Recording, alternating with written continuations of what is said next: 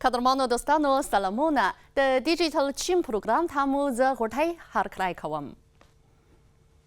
اوس مهال په چین کې دوبنۍ رخصتۍ روانه ده، نو د دغه هیواد د سیلانۍ بازار هم سمسور شوی او د مصرف د پیاوړتیا مهم خوځنده ځواک ګرځېدلی دی.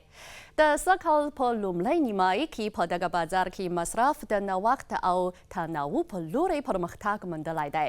زه به په نننۍ پروګرام کې د ګڼو شمېرو له مخې اړوند معلومات درته وړاندې کړم. د چین د جیانسو ولایت د چانجو ښار د اولمپیک مرکزي سټیډیوم که په 140,000 څوکۍ لري.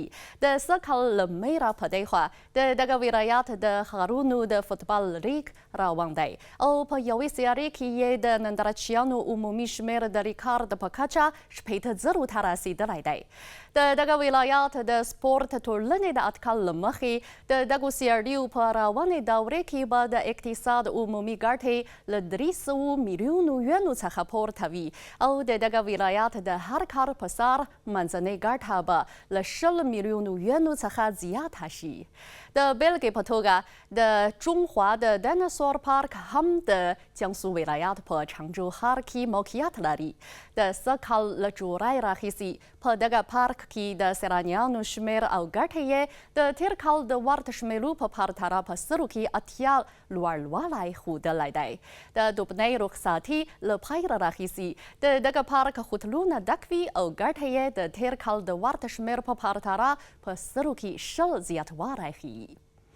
په چین کې له ویزې پرته د 240 ساعتونو لپاره د بهرنیانو د پاتې کېدو او له چین څخه د بهرنیانو د وتلو پر مهال په دغه هیواد کې پر تازه اخیستل شویو شیانو د تعرفو د بیرته ورکولو په شمول یو لړ امتیازات پرې شوي چې په رڼا کې یې د چین په بېلابېلو ځایونو کې د بهرنیو سیلانیانو شمېر د زیاتېدو په حال کې دی.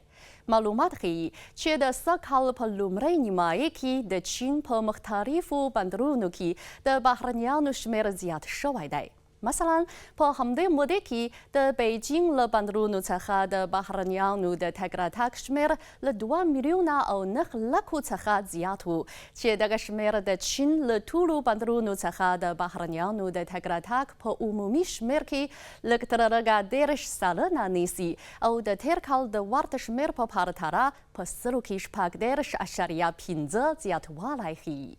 د ګراز په همدې موده کې له شانګهای څخه د بهرنیو سیلانیانو د راتګ شمېر 4 میلیونه 2 لکه او 48,000 ته رسیدلی چې دغه شمېر بیا د تېر کال د ورته شمېر په پرتله په سرو کې 18.5 زیاتوالی ښودلی دی. چین د ډېرو بهرنیو سیلانیانو د سیلانۍ ډېره ښه موخه ګرځېدلې ده او چین هم ټولې نړۍ ته هررخیزه رښتینې او فعاله بڼه ښودلې ده.